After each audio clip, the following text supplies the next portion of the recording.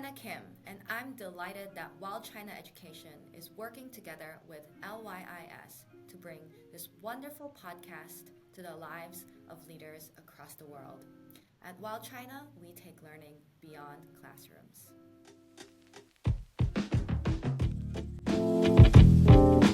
So, welcome everybody. This is a special edition of Leading Your International Schools podcast. My name is Barry Cooper. I'm here in Madrid, and with me today is Christine Cuniffe of the... I've just completely mispronounced your name. I said Cuniffe instead of Cunniffe. Everyone does, so don't worry about it. No, we'll keep this in. This won't be edited because it's a really big thing that we should go to names. How do I say your name properly? Let's go with that. Yeah, it's Cuniffe. It's an Irish name. It's from Galway, but everybody, because there's so many derivatives of it. Somebody knows somebody who's called Cunliffe, or so I'm really not precious about it. So far away.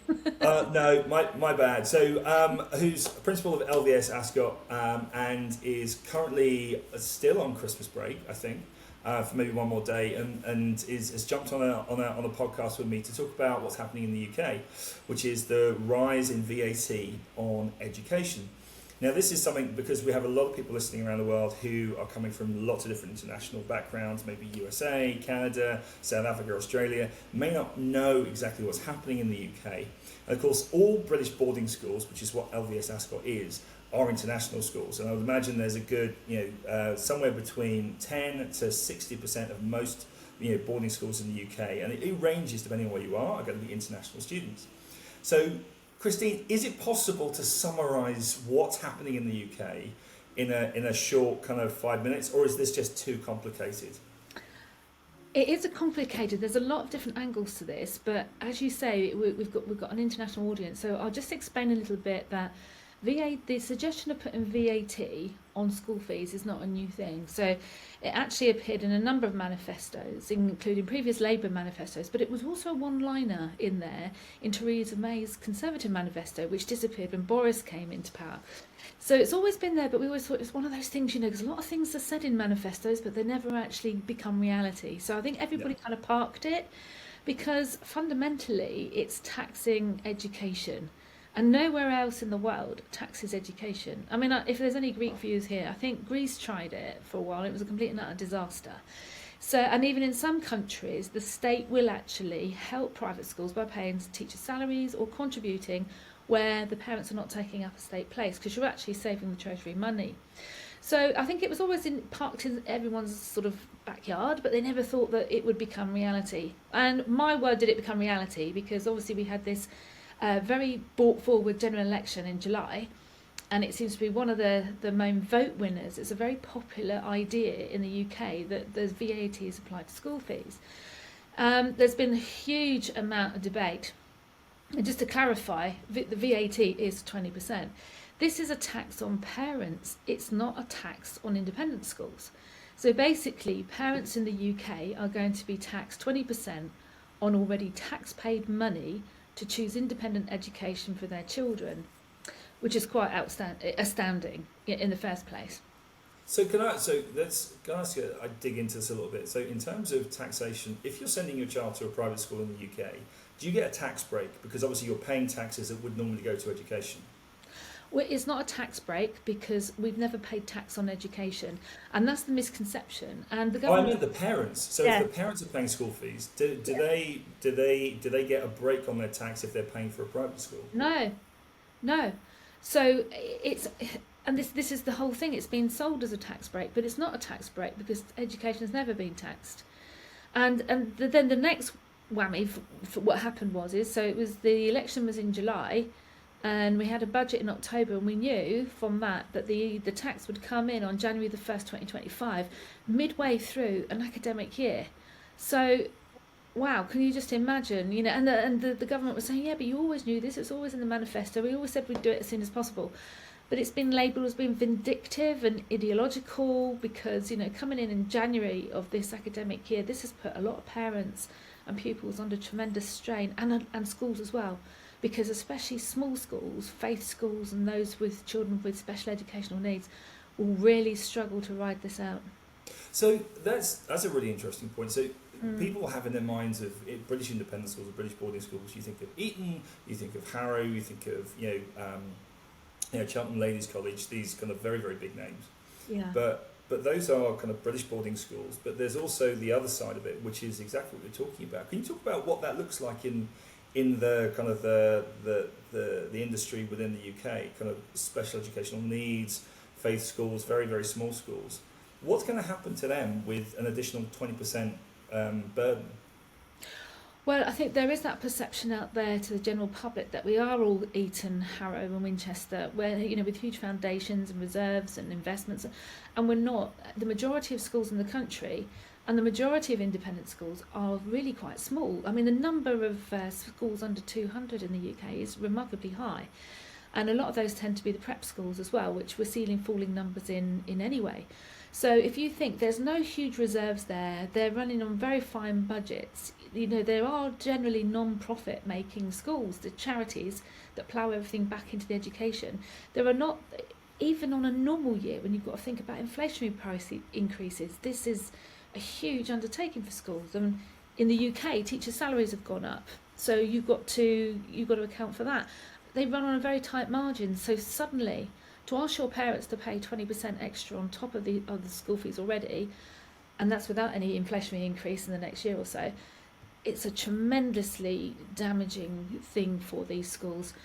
You've got faith schools, for example. So you've seen in the press in the UK that a school in North London, a faith school, is having to shut its doors, which is, when you think these faith schools are there for a reason, they're there because they cater for children from different faiths where normal mainstream schools cannot accommodate their needs as well.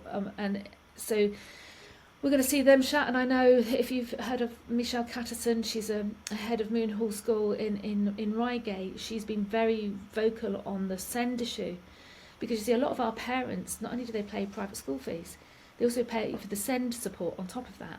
And a lot of these children do not meet the threshold for an education health care plan, where the local authority will actually contribute towards school fees. So, for example, in my school, I've got 800 children, and a quarter of those have special learning needs, but do not meet the threshold for an EHCP. And it's those children where the families tend to gather round, whip round, everybody contributes to make sure that the children are catered for in the smaller class sizes and the support they need, where they'd be lost in mainstream education. I think this is a really interesting point, because a lot of these schools, the smaller schools especially, and I think yours as well, I seem to remember from a deep kind of, back in when I read about LYIS Ascot, were founded for very specific reasons, weren't they? So LYIS was founded, was it for a particular, was sons and daughters of tradesmen, or? Yeah, so our school, and ironically, we are a charity. They say that schools aren't a charity. We're owned by the Licensed Trade Charity.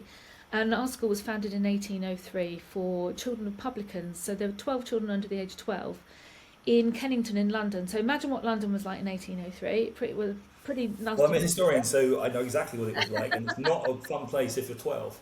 No, I mean, it was so ghastly that the children could have half a pint of ale at lunchtime, because the water was so poor in East London at that time. And it grew. So by 1836, the school had was rebuilt on the same site in Kennington, boasted an indoor swimming pool. The King William IV became our patron, and we've had royal patronage ever since, including King Charles, who's our current patron as well. And we've had to move twice because the school became too big, and it's written into the Constitution that not only can we not be selective according to ability, but every time the school becomes too small, we have to move to a light and airy environment. So that's why we're in Ascot now and been here for 30 years. Amazing. But this is 200 years of history that still does the same thing today. So for students who are of different faiths, and these places of inclusion, which are absolutely vital for students, especially in a place like London, for special educational needs. And this is something that often happens is that parents then find themselves going towards private education to try and meet those needs. So is this VAT bill destroying 200 years of history? Is it destroying 200 years of a way of doing things? Well, it certainly is. It's going to change it for us, because we will still continue to support children that are in the licensed trade. And they're children that might come here on a full bursary or partial bursary, where just because the parents work in in an area where they're better off out in a boarding school from Monday to Friday, or full-time boarding as well. And we won't ever lose that. So because no matter what happens, we will maintain that charitable giving. But the fact is, it sort of falls on deaf ears with the government that you are actually a real charity. And if you look during COVID, we the amount of support, which you can imagine when all the pubs and the restaurants were shut, the amount of bursaries and support we gave to publicans during that time was incredible. And we still give away a couple of £1 million a year, and that will be affected.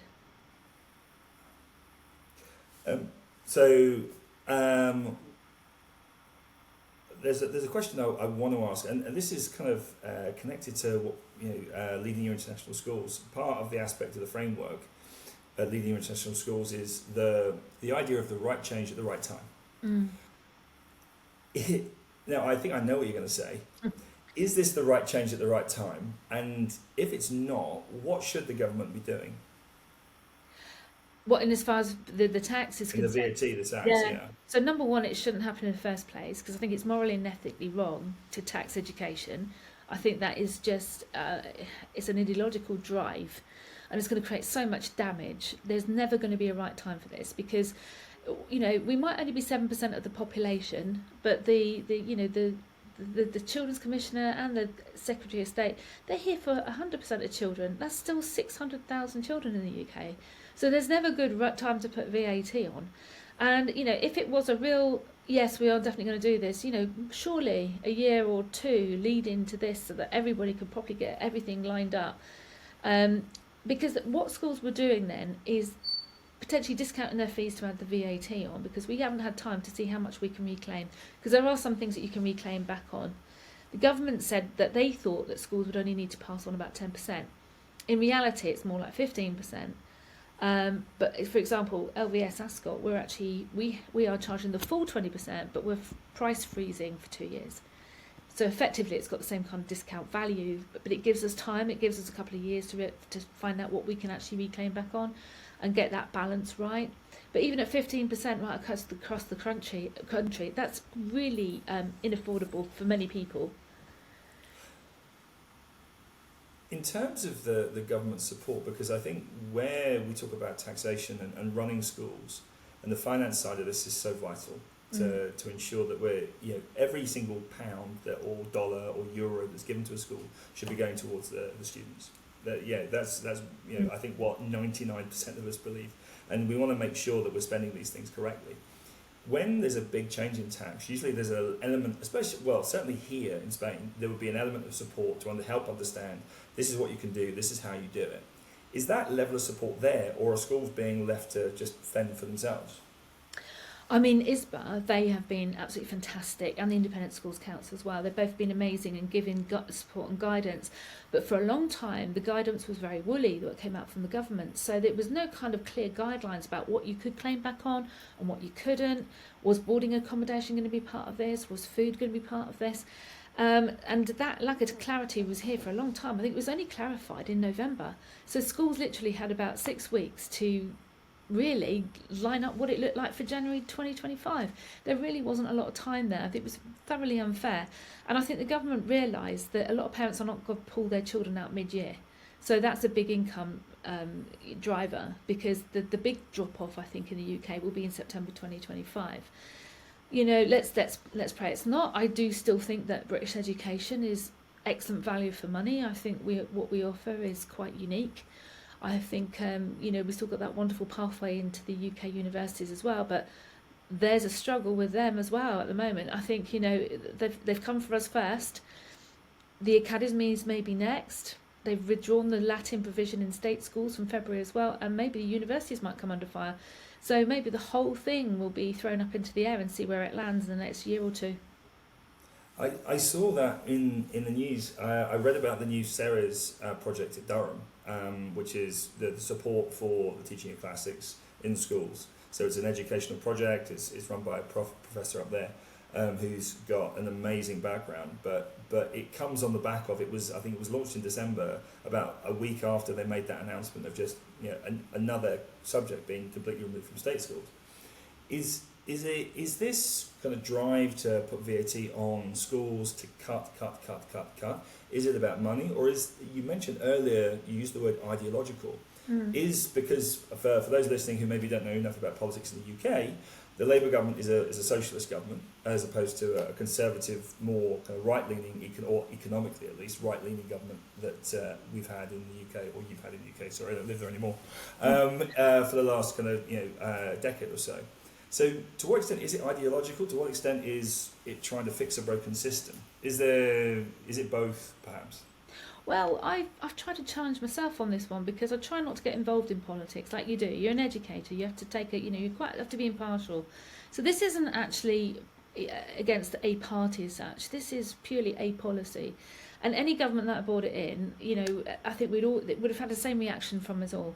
So trying to balance it up. So the government is hoping to achieve 1.7 to 1.8 billion pounds a year to put into the state sector, which really is struggling at the moment. It really does need an overhaul, curriculum-wise, facilities. It needs a lot of investment. I get that, but they said that they were going to recruit 6,500 teachers with that money, as well as other things.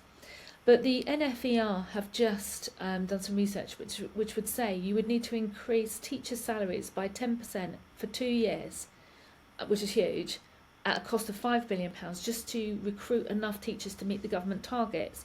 And that was a previous government target of 10,000 teachers into the profession. But we are losing a third of teachers within 5 years of training. So it would suggest that there are other issues there apart from money, which we know what they are, and they need to be addressed as well. So to overhaul the education system and give it the investment it needs far more than that tax. Now, on the other hand, they may raise that money if the sector doesn't lose any children in that sector. But we think we're 4 times the projected amount of pupils down from what the government said. That was with the recent ISE research. And the Adam Smith Institute, which counters the IFS report that the Labour government based their policy on, says that if 10 to 15% of children leave the independent sector, it could end up costing the government billions of pounds. So whether it raises the money or not, I don't know. So, and I think when you hear the references to Winchester, Eton and Harrow, and the language that's used around that, it does very much imply that it's ideological, that it is about the elite, the wealthy, why should the wealthy have this, why they're privileged, when in reality, that's not the case. And over 110,000 children in private schools are those with special educational needs. So the argument is they want to raise the money. I think it's just a poor excuse, to be honest with you, to attack the sector, and they will do a lot of lasting damage. The lasting damage, I think, and we touched on this before we started talking, a lot of independent schools are in the UK, and also elsewhere in the world, are in quite kind of rural areas. They're slightly set apart, they're in kind of small towns, they're destinations where, especially if they're boarding schools. What's the impact on local economies going to be if these schools then shut? From your experience, I mean, an 800 strong school is a big school. What's the impact of LYIS Ascot on kind of the wider community in terms of jobs, in terms of what it puts into the local economy? Well, to start with the tax that we do pay, that contributes over £5 billion to the Treasury every year. And then you've got all the other goods and services around. Now, we're lucky that we're near major towns and we're near London. So, therefore, employment's not such a huge issue in our locality. But you will have schools, as you say, in more rural areas where the locals are the ones that are providing the employment. So you might have your cooks, your cleaners, your local craftsmen, your gardeners, estate workers, teachers even, people, local. So once you destroy that and you destroy that supply chain as well, that's detrimental to local communities, as well as all the good that the schools do and give away to local state schools or the community engagement, that will all go. And I think parents now, what I'm hearing from parents is that if they are being forced to pay 20% extra on school fees, why should their independent school actually give that public benefit? Why should it contribute to state provision? Why should it do that when at the end of the day it's those parents' money that you're spending? It's not the school's money. anymore. So this is far from the end of it. This is going to get pretty nasty, I think. And as well as that, there's the legal action that's going on in the UK with it now as well. Can you talk me through that, because I'm slightly removed from kind of daily newspapers and daily. So what is the legal action that's happening? Who's challenging this, and how do you think that's going to pan out? Well, I think there's divided opinion on it. I think, but it was a vote that went through the Independent Schools Council, and therefore they have engaged Casey's to fight this case. I think the general feeling is that there's a 50% chance of success. They're fighting it on the human rights element of it from 6 different angles. So it'd be those children with SEND, or the faith schools, the small schools, the right to education. So it's based on that. I mean, that's very quiet at the moment because we know it's happening, but there's not a lot out there. I think everybody was waiting till we get the because at the moment, because I think this policy needs to have royal assent or something. It's not actually law at the moment, so, and again, I'm not really clear on that, but I think once it does, I think that's when it can start. Even if it's 50% successful, I mean, that's still quite a good statistic, and I think, but it will still keep the discontentment going. It will still keep them. It'll be very vocal. It could go on years. It could cost a lot of money. We just don't know. And meanwhile, schools will still have to charge that 20% in January, January 1st next week. We've just got to plough on and make sure that our schools survive in the meantime. What are schools doing kind of outside of what you've described already, which is a freeze in terms of fees, so to try and ensure that they can maintain themselves over the next few years? Yeah. Are there other things that in terms of kind of heads that you've spoken to are trying different tactics and different ways to approach this? Yeah, I sometimes change is good, don't get me wrong. I think sometimes when the chips are down, you have to look at what you're doing, because when everything's perfect and fine, it's lovely, isn't it? It's when things start going wrong, you start thinking, we need to do things differently, and maybe we've done it always this way, and maybe we can change the way we do things. So I think schools, and we're all different, we're all in different areas of the country, we're all different sizes, we've served different communities. We've got to look at what we do and maybe challenge what we do as well, to still provide the best, but maybe we could do it in a better way, maybe it could be a more cost-effective way, without compromising on quality and also what we actually believe in. And so everyone's different, but I do anticipate, and this is not out there at the moment, that there'll be widespread redundancies. Okay, so this is the Leading Your International Schools podcast. My name is Barry Cooper. I'm here with Christine Cuniffe, and we're talking about the issue of VAT being added to school fees in the UK, which is something incredibly new and incredibly quite dangerous, I think, for the sector as a whole, which is what we'll be talking about. In terms of moving forward, with this notion of ideology versus this notion of taking, trying to find money for the state system. Is it something, if you had a magic wand, if you were Minister for Education and in the UK, and you could say, hang on, let's fix this, what, from your perspective, is the things that perhaps governments should be looking at? I'll give you an example just here while you gather your thoughts. So here in Spain, we've got a really interesting setup. There is what you call a public school.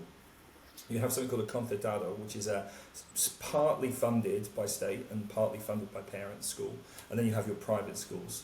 So it's a three there are 3 sections to the industry here in Spain, and they have their own rules, and often concertados are faith schools, for example, which allows the school to be of a particular kind of element of Catholicism usually. So a Marianista school or a Jesuit school, or, so on and so forth.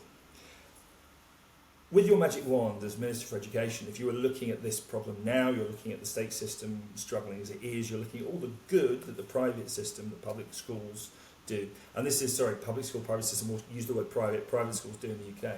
Yeah. What would be your kind of first instinct to look at, even from a top-line strategic approach to the issues in the UK? Well, I think the first one is, I'd want to come over not having a biased opinion about anything, about politics, or what I believe in, because I think at the end of the day our children are our priorities. It's got to be what's best for those children, so you've got to put all that other stuff to the back and find out what's best.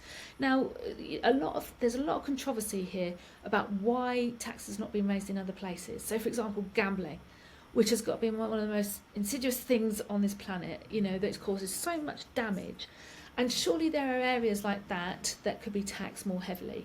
Plus, if you're classing education as a luxury good, why aren't other luxury goods taxed accordingly?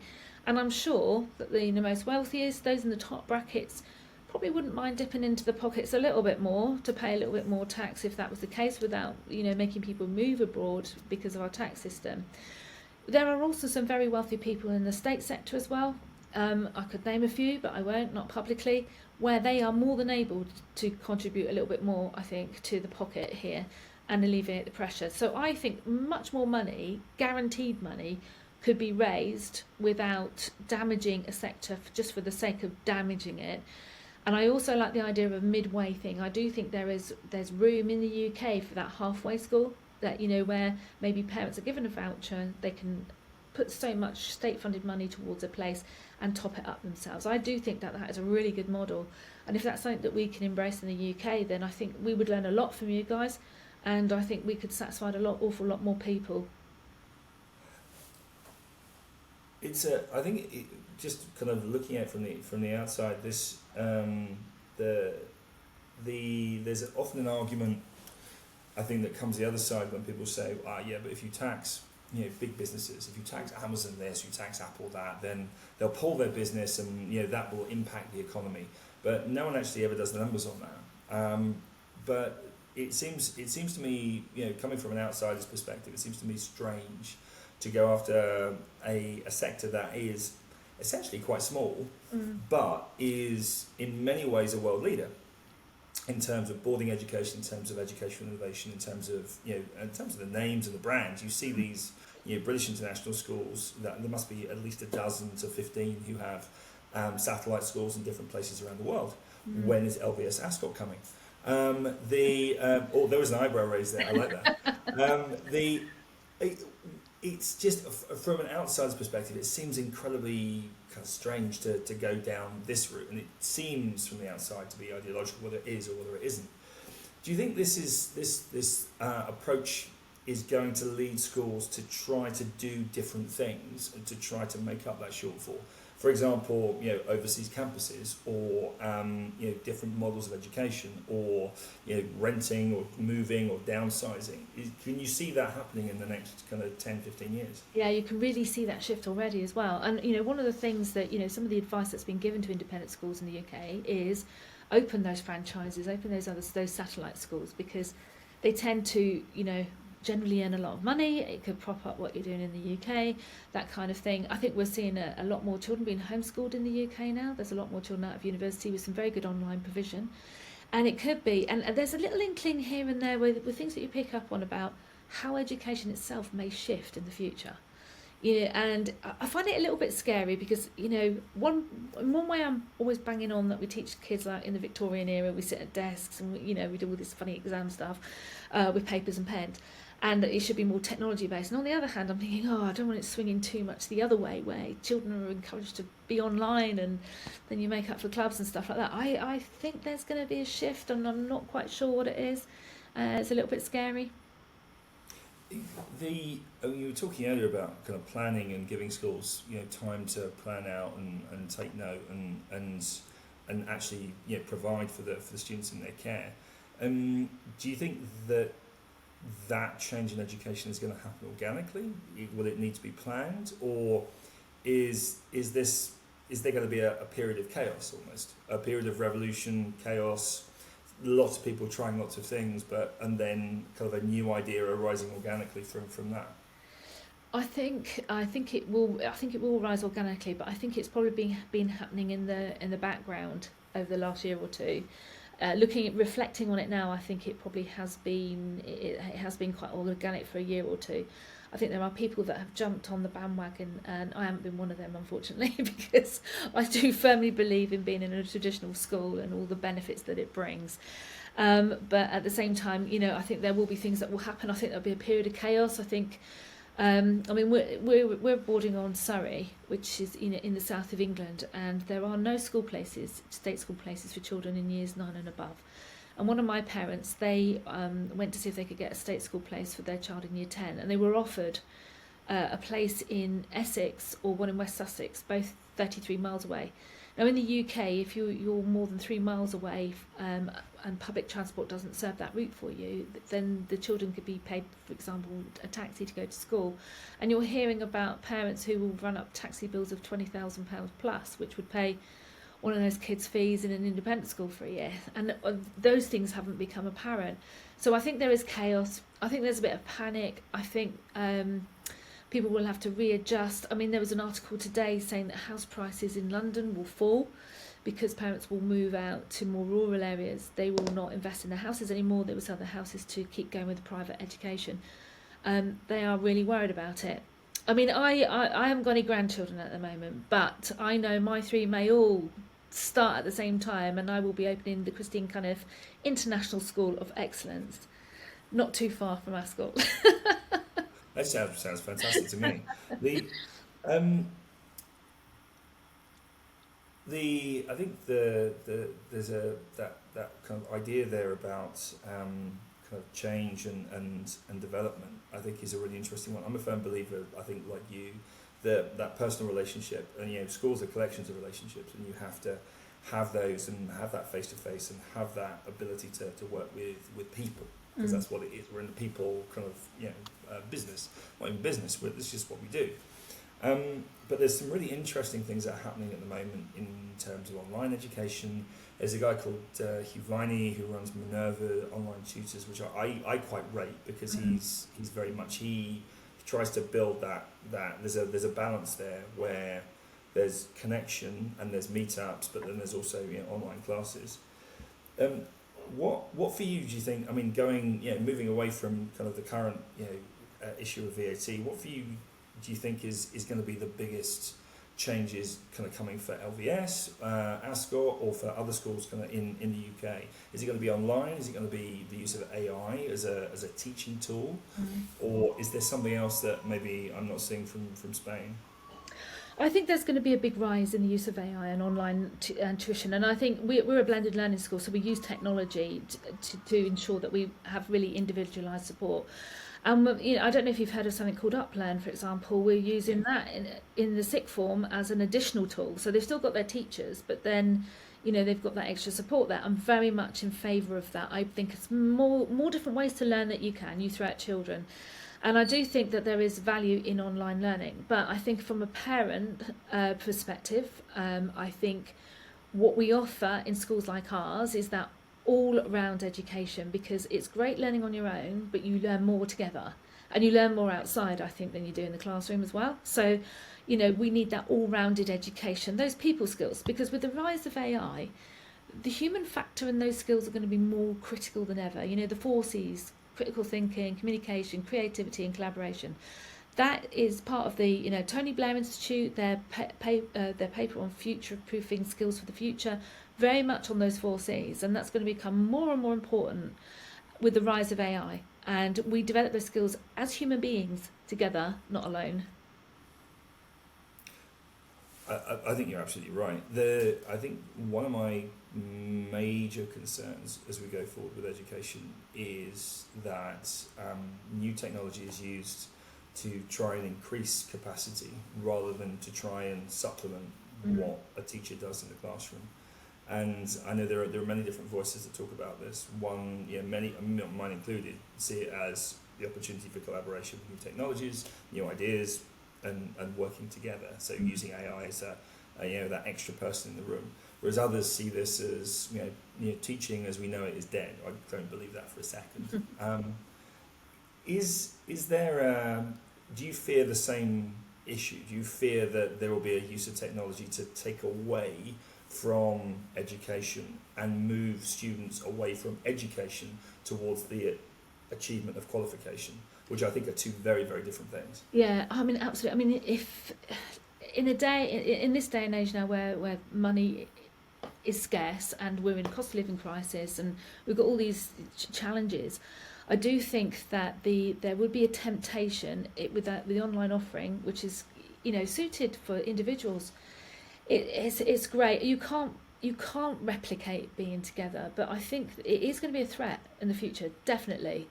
And I think the world shift that we're going to see in the next 5 years, I think is going to be quite unique. So let's move on to more positive things, because this is such a kind of it's a Debbie Downer. So my name's Barry Cooper. You're listening to the Leading Your International Schools podcast. I'm here with Christine Cuniffe, and we've been talking about VAT. But we're going to move on to more kind of positive things, I think, about innovation in the coming year in 2025. So, I mean, Christine, we've talked about the big kind of black beast on the horizon, this kind of orc charging at us, knives and axes kind of blurring. What do you think is the positivity? What's positive coming into 2025? What are you looking forward to 25 with kind of hope and interest and holy cow, this looks really, really cool. What's on the horizon at LYIS Ascot, or for yourself, or for the industry in the UK? Well, that's a really interesting question, because I've been head here now for 15 years, okay? And I must admit, just before COVID, I was thinking, done this before, did it last year, do you know what I mean? And then COVID hit and it was like, let's think outside the box, it's going to be great, it's going to be amazing. And now we've got all these VAT challenges, and we've got AI, and we've got a thing. And the world is amazing, isn't it? We're becoming, like, we're talking in different countries, and we are sharing good practice. We are becoming global citizens, we really are, and we're sharing all that expertise we've got. And surely that is the most powerful and exciting thing, I think, ever. And what a wonderful world those kids are going into. And I'm sure there's every generation has said, about what the world's going to look like when we leave, But this is really a new world that we're gonna see. And it's down to us and educators to lead the children through this, even though we don't know what's coming. I mean, what a privilege is that, and how optimistic, and we should be full of positivity and leading the way now. I love it. No, I'm with you. In terms of leading the way for people who are listening, who are leaders or thinking about becoming leaders in the school, what are the things that you rely on as a leader to kind of move forward? Do you think about, is there particular strategies, philosophies, faith? I mean, there are lots of different kind of things that people kind of grab onto and say, right, okay, I'm going to use this as my touchstone. Is there something for you that's really important? Yeah, I think the most important thing with leading a school is your values. What do you believe in? What are your values? And sharing those values so that you've got a combined vision. That is just so important, because if you've got those values, the rest should follow. And you live by those values, you eat and breathe it. And I would say, flexibility has got to be a key word as well, because the world is changing at an extraordinary rate. And we've got to diversify, we've got to be flexible, we've got to keep, as adults, we need to keep an eye on the future and the struggles that our young people might have, whether it's mental health and well-being, the technology side of it, what are the exams going to look like, should they go to university, should they do apprenticeships? These are the things that we've got to guide our young people through. But values will never change. Values, your ethics, morality, all of that is just so important, because that will lead the way. They haven't changed for 100, 200, 1,000 years, and they'll still be the same in 1,000 years from now. I love that. And you know what? I think that's a perfect point to wrap up. Christine, thank you so much for chatting to me during your holiday as well, about what is an incredibly important thing that's happening in the UK with regards to tax, with regards to changes in the UK. For those of you listening, Christine is active on social media. I think you're on LinkedIn. I think you're on a number of different platforms. Yes, you've been on the BBC recently. You've been on various news broadcasts recently. So if you haven't seen Christine, then you probably haven't been engaging with the news, frankly. But they can follow you on there and get in touch if they're interested in what you're doing. Yeah, absolutely. And we'd love to collaborate with any school who wants to share good practice. We're around Square School as well. So we're at the Around Square International Conference in London at the weekend. And I think we've got 28 international heads coming out to see us on Thursday. So we really want to be part of a global community, and would look forward to welcoming any of you to get in contact with us, come and visit us. I'd like to come and see you too. So let's get in touch. Fantastic. Well, there's always a dinner reservation I have it just on standby here at a lovely place just down the road from the college. So if you are in Madrid over the next year, I expect to see you there. I think there's probably a decent bottle of red in the office as well. Sounds good. Thank you. Fantastic. So thank you very much, everyone, for listening. My name is Barry Cooper. I've been here with Christine Cuniffe, talking about LYIS Ascot, talking about VAT, and talking about leadership. Please tune in over the coming year. We're going to have lots of really interesting guests coming up. And I hope whenever you're hearing this, you're having a fantastic January, and 2025 has a lot of fantastically fun surprises in store for you. And best of luck for those of you in the classroom and out. Take care. Bye-bye. Thank you for tuning in to the Leading Your International School podcast. We hope you've gained valuable insights to inspire your leadership journey.